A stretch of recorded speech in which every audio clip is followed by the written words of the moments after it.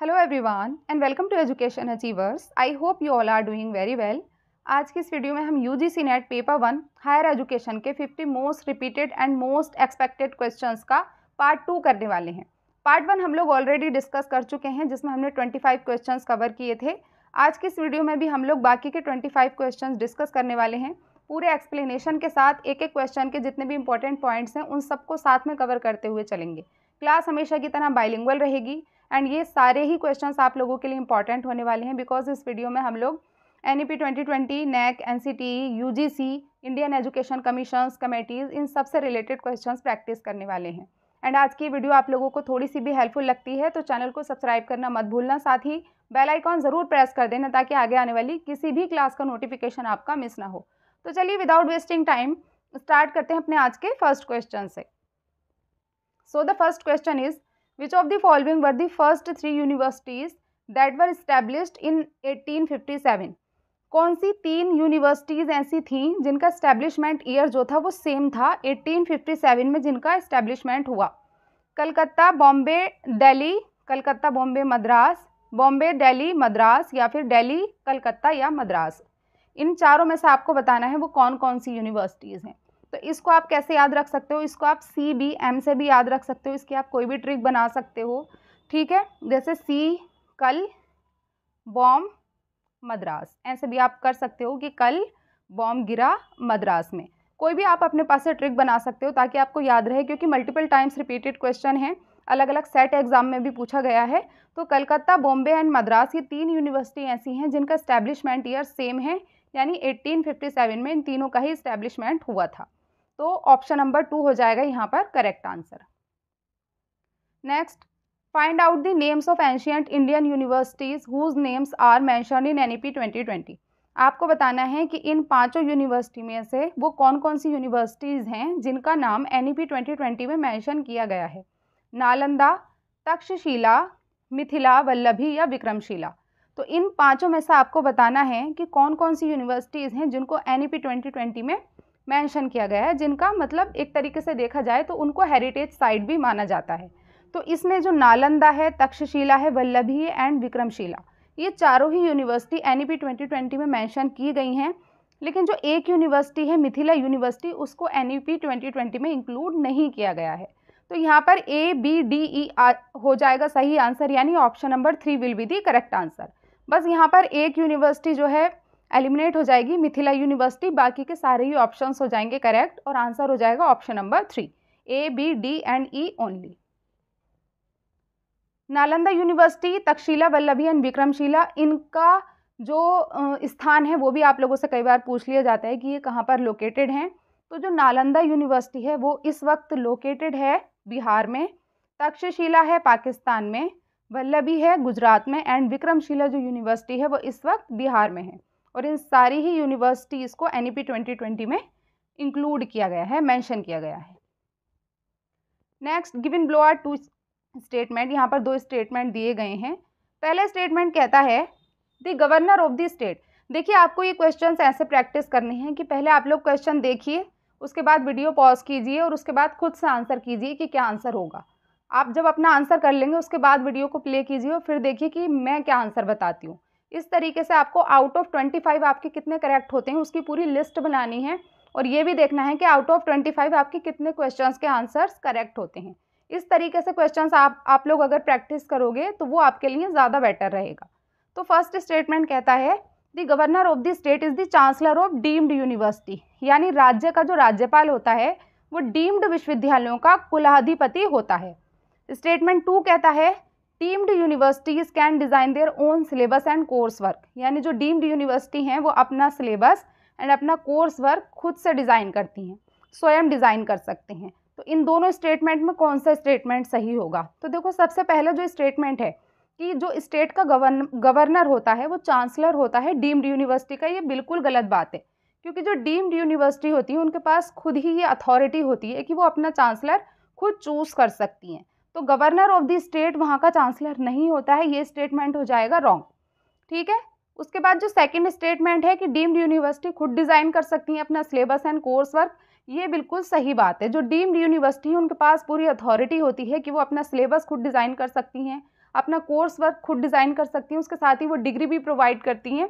तो ये वाला स्टेटमेंट हो जाएगा सही। तो स्टेटमेंट 1 हो जाएगा फॉल्स एंड स्टेटमेंट 2 हो जाएगा ट्रू, और यहाँ पर करेक्ट आंसर हो जाएगा option number 4। Okay, next, university of Mithila was famous for. जो मिथिला यूनिवर्सिटी है वो किस चीज़ के लिए फेमस थी, आपको ये बताना है। एस्ट्रोनॉमी के लिए, न्याय सूत्र के लिए, आर्कियोलॉजी के लिए, लॉजिकल साइंसेस के लिए, या फिर मेडिसिन के लिए। मिथिला यूनिवर्सिटी की यहाँ पर बात हो रही है। तो यहाँ पर जो न्याय सूत्र है एंड जो लॉजिकल साइंस है, ये दोनों ही चीज़ें थीं जो मिथिला यूनिवर्सिटी में पढ़ाई जाती थी, और इन दोनों ही के लिए फेमस थी मिथिला यूनिवर्सिटी। तो एक बी और एक डी, यानी कि B and D, option number 2 यहाँ पर हो जाएगा बिल्कुल करेक्ट आंसर। नेक्स्ट देखते हैं, what is the timeline produced by NEP 2020 to raise the gross enrolment ratio GER in higher education to 50%। उच्च शिक्षा में सकल नामांकन अनुपात यानी GER को 50% तक बढ़ाने के लिए NEP 2020 द्वारा निर्मित समय रेखा क्या है। यानी NEP 2020 में GER gross enrolment ratio higher education की बात हो रही है, 50% बढ़ाने की बात की गई कि हायर एजुकेशन में हम जो GER है वो 50% तक बढ़ा देंगे, ऐसा NEP 2020 में कहा गया। तो ये जो बढ़ाने की बात की गई है ये कौन से ईयर तक की गई है, 2025 तक ऐसा हो जाएगा, 2030 तक, 2035 तक, या फिर 2040 तक। तो यहाँ पर देखो हायर एजुकेशन की बात हो रही है और 50% की बात हो रही है। तो 50% ग्रोस एनरोलमेंट रेशो बढ़ाने की बात की गई थी 2035 तक, यानी 2035 तक। तो यहाँ पर करेक्ट आंसर हो जाएगा option number 3। Which of the following names of technology platforms has been mentioned in NEP 2020 through which online training of teachers will be encouraged। यानी इनमें से कौन कौन से टेक्नोलॉजी प्लेटफॉर्म हैं जिनको मेंशन किया गया है NEP 2020 में, जिसके माध्यम से ट्रेनिंग दी जाएगी टीचर्स को। स्वयं होगा, आयुष, परख, दीक्षा, या फिर NIT। स्वयं के बारे में हम लोग डिटेल में अच्छे से डिस्कस कर चुके हैं। आयुष यहाँ पर नहीं होगा, आयुष नाम की स्कीम को ट्रेनिंग के लिए यूज़ नहीं किया जाता है। Parakh as a national assessment centre होता है, ठीक है, नेशनल असेसमेंट सेंटर की तरह इसे NEP 2020 में लाया गया है, तो ये भी नहीं होगा क्योंकि यहाँ पर ट्रेनिंग की बात हो रही है ना कि असेसमेंट की। यहाँ पर आपका करेक्ट आंसर होगा स्वयं एंड दीक्षा। जो स्वयं है और दीक्षा है, जो ऑनलाइन डिजिटल प्लेटफॉर्म है, उनके थ्रू टीचर्स को ट्रेनिंग देना एनकरेज किया जाएगा। तो यहाँ पर A एंड D हो जाएगा करेक्ट आंसर, और ऑप्शन नंबर 2 हो जाएगा सही, ठीक है। Option number 2 will be the correct answer. Swayam and Diksha को यूज़ किया जाएगा as a online platform for training of teachers according to NEP 2020। NMEICT is an acronym for. NMEICT की आपको यहाँ पर फुल फॉर्म बतानी है, क्या होगी। अच्छे से क्वेश्चन को देखिए और खुद से आंसर कीजिए कि इस क्वेश्चन का आंसर क्या होगा। National massive education through information and communication technology, यहाँ पर मैसिव एजुकेशन होगा। नेशनल मिशन होगा on education through information and communication technology. National multipurpose education होगा, या फिर नेशनल मोड ऑफ एजुकेशन होगा। क्या होगा इसका सही आंसर? तो 32 क्वेश्चन का जो सही आंसर वो होगा option number 2, national mission on education through information and communication technology. इसकी फुल फॉर्म भी सेट एग्जाम में भी पूछी गई है, तो ये इंपॉर्टेंट है, इसको आप अपने पास अच्छे से नोट कर लेना। Option number 2 will be the correct answer. Next question, arrange the following in chronological order of their formation starting from the oldest to latest. यहाँ पर आपको ओल्डेस्ट यानी सबसे पहले कौन सी आएगी कमीशन, जो सबसे पुरानी है, और सबसे लास्ट में आपको कौन सी रखनी है, जो सबसे लेटेस्ट है। तो हम यहाँ पर सबसे पहले देखेंगे कि जो सबसे ओल्डेस्ट कमीशन है वो कौन सी है। तो सबसे पहले यहाँ पर लिखा हुआ है secondary education commission. Secondary education commission का दूसरा नाम क्या है, हाल ही में हम लोग इसको डिस्कस कर चुके हैं, इसका दूसरा नाम है मुदालियर कमीशन। आप लोग एक चीज़ में मेरे पास एक आप ही में से किसी ने कमेंट किया था कि मुदालियर कमीशन या मुदलियार कमीशन। तो इंग्लिश में हम लोग मुदालियर कमीशन को मुदलियार कमीशन कह देते हैं, लेकिन हिंदी में आप लोग ज़्यादातर देखोगे कि मुदालियर कमीशन ही होता है। तो इंग्लिश में मुदलियार कह देते हैं लेकिन हिंदी में मुदालियर। तो यहाँ पर जो सेकेंडरी एजुकेशन कमीशन है यानी मुदालियर कमीशन है, उसका जो टाइम पीरियड था वो था 1952-53, ठीक है। उसके बाद सेकंड वाला जो है एजुकेशन कमीशन, जिसको हम कहते हैं कोठारी कमीशन, ये आया था 1964-66 में। थर्ड वन है नेशनल नॉलेज कमीशन, इसका जो टाइम पीरियड था वो था 2005। उसके बाद आया था यूनिवर्सिटी एजुकेशन कमीशन, जिसका दूसरा नाम है राधा कृष्ण कमीशन, इसको भी हम लोग रिसेंटली डिस्कस कर चुके हैं। तो यूनिवर्सिटी एजुकेशन कमीशन इंडिपेंडेंस के फ़ौरन बाद सबसे पहला एजुकेशन कमीशन था जो आया था 1948-49 में। उसके बाद लास्ट में है justice Verma commission. Justice Verma commission का जो टाइम पीरियड था वो था 2012। अब आप लोग अच्छे से देखिए कि सबसे पुराना कौन सा है। तो यहाँ पर जो सबसे पुराना है वो है 1948, यानी सबसे पहले आया after independence university education commission, जिसको हम राधा कृष्ण कमीशन के नाम से भी जानते हैं। तो यहाँ पर जो सबसे पहले डी लिखा हुआ है वो ऑप्शन नंबर 1 में लिखा हुआ है एंड ऑप्शन नंबर 4 में लिखा हुआ है। तो सेकंड वाला और थर्ड वाला कट हो जाएगा। अब 1948 के बाद देखो क्या आएगा, 1952-53, यानी सबसे पहले आया यूनिवर्सिटी एजुकेशन कमीशन और उसके बाद आया सेकेंडरी एजुकेशन कमीशन। डी के बाद ए, आंसर हमें मिल चुका है। बाकी के भी देख लेते हैं। ए के बाद आ रहा है बी, बिल्कुल सही है, 1964 में आया था एजुकेशन कमीशन। उसके बाद है सी, यानी 2005 में आया था नेशनल नॉलेज कमीशन। और सबसे ज़्यादा जो लेटेस्ट है वो है जस्टिस वर्मा कमीशन, जो कब आया था 2012 में। तो here correct answer will be option number 1, DABCE। Next question matching से रिलेटेड है। यहाँ पर लिस्ट 1 में आपको दी गई हैं कमीशंस एंड लिस्ट 2 में दिए गए हैं चेयरपर्सन। सारे क्वेश्चंस इंपॉर्टेंट हैं। देखो क्वेश्चन को मॉडिफाई कर सकते हैं लेकिन क्वेश्चंस रिपीट होते हैं, अलग अलग तरीके से इन्हीं क्वेश्चन को मॉडिफाई करके देता है NTA। तो आप लोगों के लिए सारे क्वेश्चंस जो है ना वो मैं बहुत छांट कर लेकर आई हूँ। तो इन सारे क्वेश्चंस को आप स्क्रीनशॉट लेकर चाहें अपने पास रखिए या फिर मैं इसकी PDF भी आप लोगों को टेलीग्राम पर शेयर कर दूंगी। आप लोग अपने पास नोट भी कर सकते हो ये जितनी भी इंपॉर्टेंट डेट्स हैं और जो कमीशंस हैं और जो इनके कमीशंस के दूसरे नाम हैं। जितना ज़्यादा आप राइट करोगे, जितना ज़्यादा आप लिखोगे, उतना ज़्यादा ही आपके लिए अच्छा रहेगा आपके एग्ज़ाम के पॉइंट ऑफ व्यू से, क्योंकि जितना हम लिखते हैं उसको हमें ज़्यादा से ज़्यादा देर तक याद रखने की हमारी कैपेसिटी बढ़ जाती है। तो जो क्वेश्चन नंबर 34 है उसमें सबसे पहले जो कमीशन है वो है यूनिवर्सिटी एजुकेशन कमीशन, जो कब आया था 1948 में। सेकेंडरी एजुकेशन कमीशन 1952, जिसको हम मुदालियर कमीशन कहते हैं। एजुकेशन कमीशन यानी Kothari commission and national knowledge commission, जिसको हम क्या कहते हैं, NKC। तो यूनिवर्सिटी एजुकेशन कमीशन हमने अच्छे से डिस्कस किया था। इंडिपेंडेंस के बाद जो सबसे पहला एजुकेशन कमीशन ऑफ इंडिया था वो था यूनिवर्सिटी एजुकेशन कमीशन और इसके जो चेयरपर्सन थे वो थे राधा कृष्ण। आप लोग ऐसे याद रख सकते हो कि इंडिपेंडेंस के बाद राधा कृष्ण का आगमन हुआ। जब हमारा भारत आज़ाद हुआ तो खुशहाली आई देश में और राधा कृष्ण जी का आगमन हुआ। इस तरीके से भी आप कनेक्ट करके देख सकते हो। तो सबसे पहला जो था इंडिपेंडेंस के बाद वो था राधा कृष्ण कमीशन, जिसको हम कहते हैं यूनिवर्सिटी एजुकेशन कमीशन।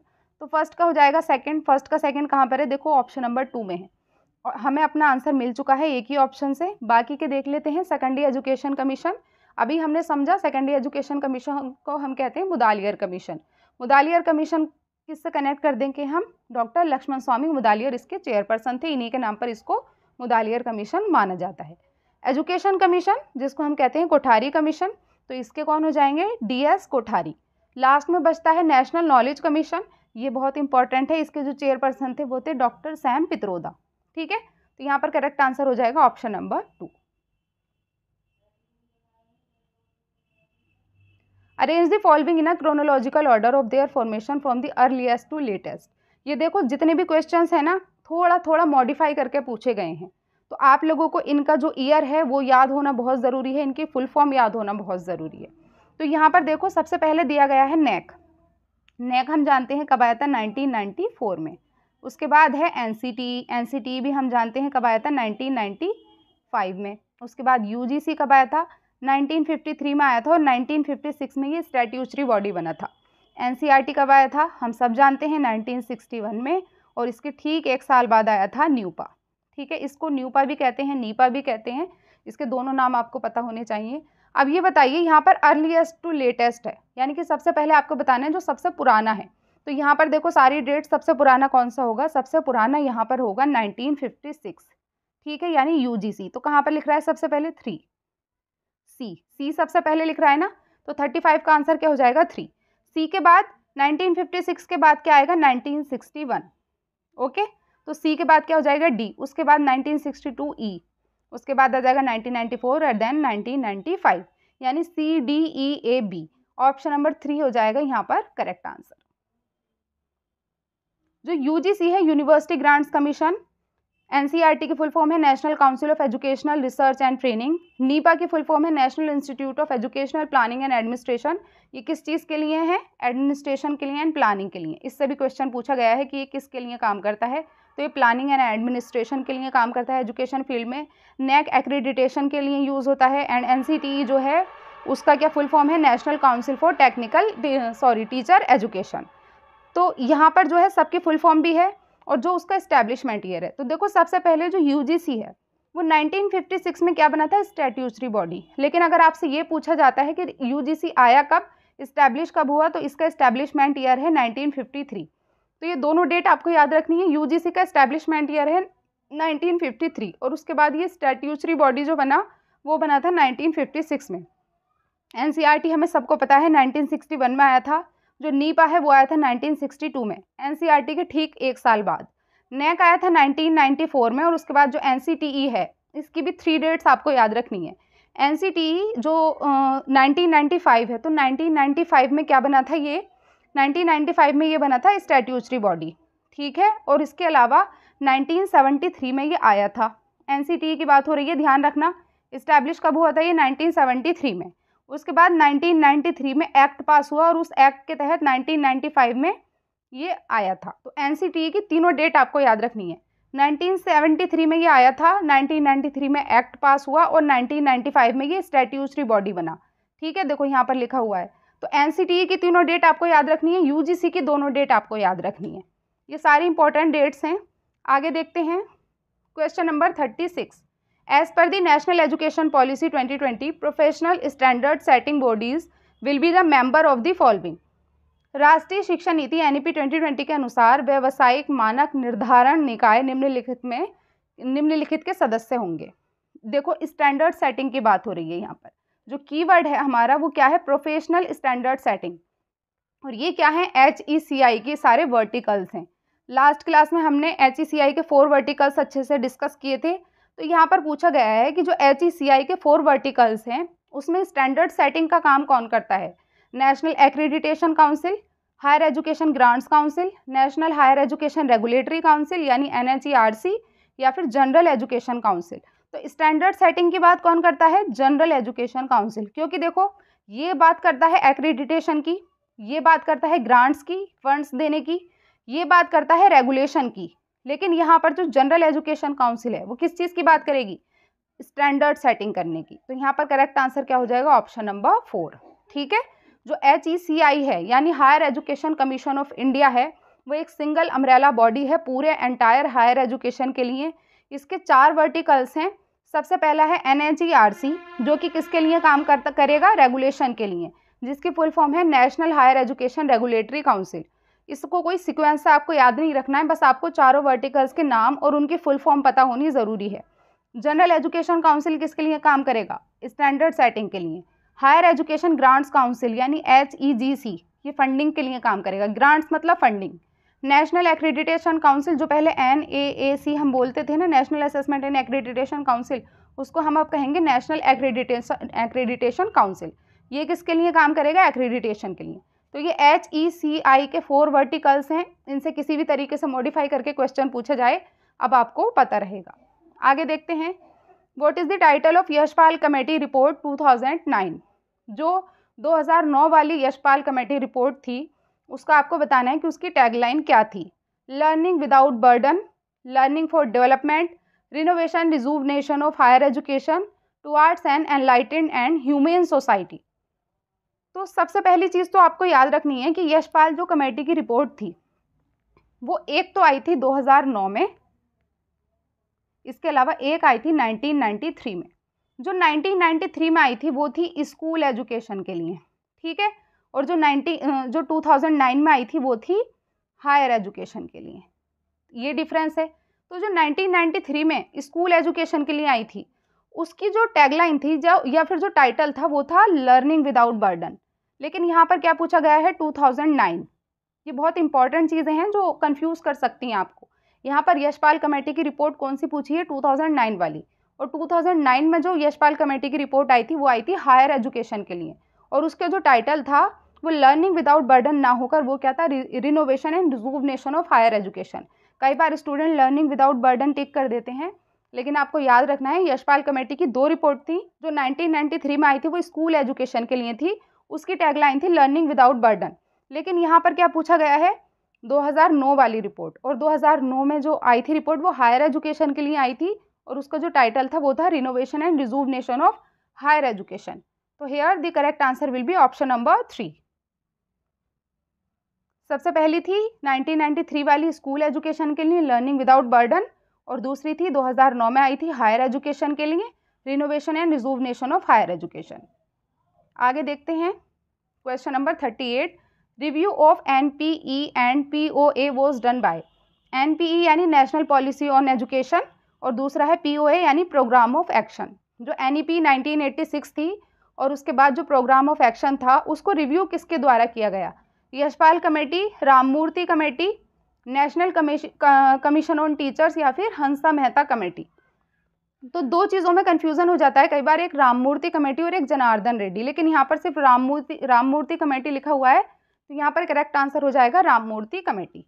ठीक है, option number 2 will be the correct answer. लेकिन आपको ध्यान रखना है कि जो NEP 1986 थी, NPE या फिर NEP 1986 and programme of action जो कब आया था 1992 में, इन दोनों का जो रिव्यू किया था वो किसने किया था, इन दोनों का रिव्यू किया था राममूर्ति कमेटी ने। और उसके बाद राममूर्ति कमेटी का जो रिव्यू किया था वो किया था जनार्दन रेड्डी कमेटी ने। ठीक है, तो ये दोनों जो डिफरेंस हैं वो आप अच्छे से ध्यान रखना। NEP 1986 and programme of action को रिव्यू किया गया राममूर्ति कमेटी के द्वारा, और राममूर्ति कमेटी की टैगलाइन भी पूछी जा सकती है आपसे। तो राममूर्ति कमेटी का जो टाइटल या टैगलाइन थी वो थी towards an enlightened and human society. बहुत बार ये क्वेश्चन टीचिंग एप्टीट्यूड में भी पूछ लिए जाते हैं, तो आप लोगों को टाइटल भी याद रखने हैं। हर कमीशन कमेटी का अगर कोई दूसरा नाम है तो वो भी ध्यान रखना है। और जो रिव्यू किया था राममूर्ति कमेटी को वो किसने किया था, जनार्दन रेड्डी कमेटी ने। According to NEP 2020 match the functions of independence verticals of HECI। देखो HECI से रिलेटेड दोबारा से क्वेश्चन आ गया है, और अभी हम लोगों ने देखा था। तो यहाँ पर HECI के लिस्ट 1 में दिए गए हैं वर्टिकल्स, और लिस्ट 2 में दिए गए हैं उसके फंक्शंस। सबसे पहला है NHERC। NHERC की फुल फॉर्म हमने क्या देखी थी, national higher education regulatory council. Regulatory council यानी जो रेगुलेशन का काम करती है, तो इसका कीवर्ड क्या होगा, रेगुलेशन, और ये क्या लिख रहा है, रेगुलेटर। ठीक है, तो ए के साथ कनेक्ट हो जाएगा 3। उसके बाद NAC की फुल फॉर्म हमने क्या देखी थी, नेशनल एक्रेडिटेशन काउंसिल। किसका काम करती है, ये एक्रेडिटेशन का, तो बी का हो जाएगा 1। उसके बाद है HEGC, higher education grants council.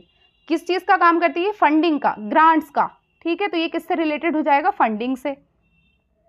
उसके बाद बचता है GEC अभी हमने डिस्कस किया था, जनरल एजुकेशन काउंसिल, जो किसका काम करेगा, स्टैंडर्ड सेटिंग का काम करेगा या करेगी। ठीक है, जो काउंसिल है। तो यहाँ पर ए का हो जाएगा 3। ए का 3 देखो, इन चारों में ही ए का 3 है, कंफ्यूज करने के लिए इन चारों का ए का 3 दिया है। उसके बाद NAC एक्रेडिटेशन, बी का 1, बी का 1 2 में दिया गया है। उसके बाद जो सी है उसका है 4। ये आ गया हमारा करेक्ट आंसर, ऑप्शन नंबर 4। ठीक है, यहाँ पर करेक्ट आंसर हो जाएगा option number 4। Which of the following commission committee was required exclusively to address teacher education in India. भारत में शिक्षा को संबोधित करने के लिए निम्नलिखित में से किस आयोग या समिति की विशेष आवश्यकता थी, या फिर ये कह सकते हैं कि स्पेशली टीचर एजुकेशन के लिए कौन सी कमीशन है जो काम करती है, स्पेशली टीचर एजुकेशन के लिए। यशपाल कमेटी होगा, जस्टिस वर्मा कमीशन होगा, चट्टोपाध्याय कमीशन होगा, या फिर कोठारी कमीशन। तो ये आपको याद रखना है, जो जस्टिस वर्मा कमीशन है ऑप्शन नंबर 2, ये स्पेशली टीचर एजुकेशन के लिए काम करती है। तो यहाँ पर करेक्ट आंसर हो जाएगा ऑप्शन नंबर 2। और इसका जो टाइटल था, जैसा अभी हमने टाइटल देखा था राममूर्ति कमेटी का, उसी तरीके से जो जस्टिस वर्मा कमेटी है उसका भी टाइटल था vision of teacher education in India, quality and regulatory perspective. Which of the following characteristics pertains to non conventional learning. निम्नलिखित में से कौन सी विशेषता गैर पारंपरिक शिक्षा से संबंधित है। इन चारों ऑप्शन में से आपको बताना है कि इनमें से कौन सा जो ऑप्शन है वो नॉन कन्वेंशनल लर्निंग से रिलेटेड है। On campus education with fixed time, teacher centred learning, requirement of regular attendance, या फिर no fixed curriculum.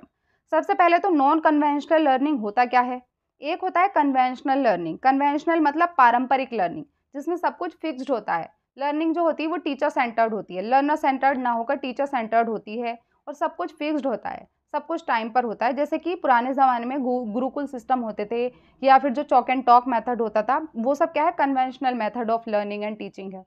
Non conventional होता है जो उसके अपोजिट है, जहाँ पर लर्नर सेंटर्ड मेथड की बात की जाती है, चाइल्ड सेंटर्ड एजुकेशन की बात की जाती है, एक्टिविटी बेस्ड लर्निंग की बात की जाती है, वो होता है नॉन कन्वेंशनल मेथड। तो यहाँ पर लिखा हुआ है on campus education with fixed time, तो देखो ये फिक्स्ड टाइम की बात हो रही है, तो ये भी कन्वेंशनल का पार्ट हो जाएगा, यानी पारंपरिक हो जाएगा, ये कट हो जाएगा। टीचर सेंटर्ड लर्निंग, ये भी कन्वेंशनल का पार्ट हो जाएगा, यहाँ पूछा गया हमसे नॉन कन्वेंशनल, तो ये दोनों ऑप्शन कन्वेंशनल का पार्ट हो जाएंगे।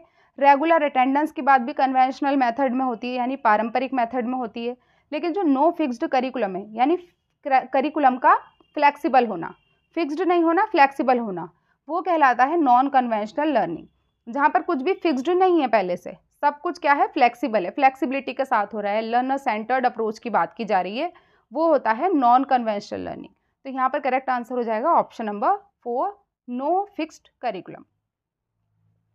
Next, which among the following is not the responsibility of UGC, निम्नलिखित में से यूजीसी की कौन सी जिम्मेदारी नहीं है। To regulate quality of education, higher education, to maintain discipline in campuses of institutions of higher education, यानी जो हायर एजुकेशन के इंस्टीट्यूशन हैं उसके जो कैंपस हैं उनमें मेंटेन करना डिसिप्लिन को। To fund research projects of faculty, faculty को प्रोजेक्ट्स के लिए फंड प्रोवाइड करना। To suggest model curriculum to the universities, universities या विश्वविद्यालयों को मॉडल करिकुलम का सुझाव देना। तो यूजीसी जो कि हायर एजुकेशन के लिए काम करती है, हायर एजुकेशन के लिए फंड भी प्रोवाइड करती है, रेगुलेशन भी करती है, क्वालिटी के लिए भी। तो यहाँ पर फर्स्ट वाला भी सही हो जाएगा, क्योंकि हायर एजुकेशन की बात हो रही है, तो यहाँ पर रेगुलेट भी करती है ये quality education in higher institution, ठीक है, तो फर्स्ट वाला सही हो जाएगा। उसके बाद है फंड भी प्रोवाइड करती है, ये भी सही हो जाएगा। सजेस्ट करती है मॉडल करिकुलम, ये भी सही हो जाएगा। लेकिन आप लोग ध्यान से देखो, जो सेकंड वाला स्टेटमेंट है, to maintain discipline in campuses of institution of higher education, क्या यूजीसी हर एक हायर एजुकेशन में कैंपस में, मतलब हायर एजुकेशन के कैंपस में जो डिसिप्लिन खराब हो रहा है उसको जाकर रेगुलेट करेगी, उसको जाकर मेंटेन करेगी? वो तो काम वहाँ के टीचर्स का है, वहाँ के प्रोफेसर्स का है। हर एक इंस्टीट्यूशन में डिसिप्लिन मेंटेन करने का काम तो यूजीसी नहीं करेगी, वो वहाँ के प्रोफेसर्स की जिम्मेदारी है, वहाँ के टीचर्स की जिम्मेदारी है, वहाँ के फैकल्टी मेम्बर्स की जिम्मेदारी है। तो ये वाला जो ऑप्शन है ना, ये गलत हो जाएगा। यहाँ पर नॉट पूछा था, तो यहाँ पर करेक्ट आंसर हो जाएगा option number 2, to maintain discipline in campuses of institution of higher education, ये यूजीसी की रिस्पॉन्सिबिलिटी नहीं है। Next question, SAMVAY stands for, यहाँ पर आपको समवे की फुल फॉर्म बतानी है।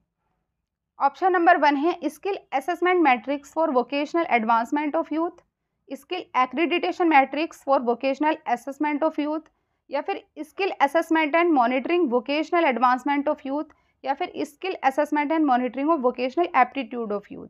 इन चारों में से कौन सी होगी समवे की फुल फॉर्म? ठीक से पढ़िए और उसके बाद बताइए। यहाँ पर 43 नंबर क्वेश्चन का आंसर हो जाएगा option number 1, skill assessment matrix for vocational advancement of youth. Option number 1 will be the correct answer. Next देखते हैं, which of the following statements are correct in respect of NITI Aayog. NITI Aayog से related यहाँ पर 4 options दिए गए हैं। पहला ऑप्शन है, it is a constitutional body, ये एक संवैधानिक निकाय है। It is a statutory body, ये एक वैधानिक निकाय है। ये ना तो एक कॉन्स्टिट्यूशनल बॉडी है और ना ही एक स्टैट्यूटरी बॉडी है, ये एक थिंक टैंक है। तो नीति आयोग के विषय में आप लोग याद रखना कि ना तो ये एक कॉन्स्टिट्यूशनल बॉडी है, ना ही एक स्टैट्यूटरी बॉडी है, ये क्या है, ये एक थिंक टैंक है। तो ऑप्शन नंबर सी और डी जो है वो बिल्कुल सही बात कह रहे हैं नीति आयोग के बारे में। तो यहाँ पर करेक्ट आंसर हो जाएगा option number 3, it is neither a constitutional body nor a statutory body, it is a think tank. ठीक है, नीति आयोग जो है उसकी फुल फॉर्म है national institution for transforming India, एक पॉलिसी थिंक टैंक है ये इंडियन गवर्नमेंट के लिए, जो प्रोवाइड करता है इनपुट किसके रिगार्डिंग, डिफरेंट जो इंडियन गवर्नमेंट के प्रोग्राम्स एंड पॉलिसीज़ हैं उसके रिगार्डिंग इंडियन गवर्नमेंट को इनपुट्स प्रोवाइड करने का काम करता है नीति आयोग। आगे देखते हैं, the maximum number of fake institution universities as identified by the UGC in the year 2014 are in the state union territory of, यानी 2014 में यूजीसी द्वारा पहचाने गए फर्जी संस्थानों या विश्वविद्यालयों की अधिकतम संख्या किस राज्य या फिर केंद्र शासित प्रदेश में है। सबसे ज़्यादा जो कैसे संस्थान थे, फर्जी संस्थान थे, वो किस राज्य में देखे गए 2014 में? बिहार, उत्तर प्रदेश, तमिलनाडु या फिर दिल्ली? यहाँ पर करेक्ट आंसर है option number B, Uttar Pradesh में सबसे ज़्यादा फर्जी इंस्टीट्यूशन देखे गए 2014 में according to UGC. Which of the following commission committee was required exclusively to address teacher education in India? ये क्वेश्चन आई थिंक रिपीट हुआ है। तो टीचर एजुकेशन के लिए स्पेशली जो काम करती है वो करती है जस्टिस वर्मा कमीशन। इसको हम डिस्कस कर चुके हैं ऑलरेडी। आगे देखते हैं, the new education policy is based on pillars. How many pillars does NEP 2020 have? NEP 2020 कितने पिलर्स की बात करती है? नई शिक्षा नीति कितने स्तंभों पर आधारित है? 5, 4, 3 या फिर 8? तो जो NEP 2020 है वो 5 उसके पिलर्स हैं। कौन कौन से हैं?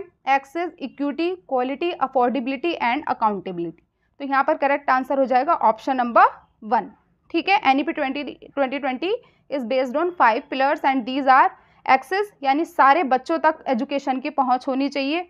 इक्विटी, इक्विटी का क्या मतलब हुआ? इक्विटी का मतलब हुआ कि सबको समान अधिकार है, पहली बात तो एजुकेशन का, और दूसरा अगर कोई बच्चा दिव्यांग है तो उसके लिए अलग से फैसिलिटीज़ प्रोवाइड कराई जाएं ताकि वो भी बराबरी से एजुकेशन हासिल कर सके। तो एक्सेस की बात की जाती है कि सब तक पहुंच हो, इक्विटी बराबरी, क्वालिटी गुणवत्तापरक शिक्षा प्रोवाइड की जाए, अफोर्डेबिलिटी एजुकेशन अफोर्डेबल हो, अकाउंटेबिलिटी, ये सारी चीज़ों की बात करता है NEP 2020। तो NEP 2020 में कितने पिलर्स हुए? 5। इनको आप 1 बाय 1 अच्छे से कवर कर चुके हो। ठीक है, access all children irrespective of caste, creed, location, किसी भी लोकेशन का बच्चा है, किसी भी कास्ट का बच्चा है, किसी भी जेंडर का बच्चा है, सबको एक्सेस होना चाहिए एजुकेशन का। और क्वालिटी एजुकेशन प्रोवाइड करनी है, इक्विटी के साथ एजुकेशन प्रोवाइड करनी है, अफोर्डेबल एजुकेशन प्रोवाइड करनी है, and accountability. It is the collection of policies and procedures use to hold schools and districts accountable for improving educational outcomes for all students and forcing and facilitating needed improvement। यानी जिम्मेदारी के साथ education provide करनी है।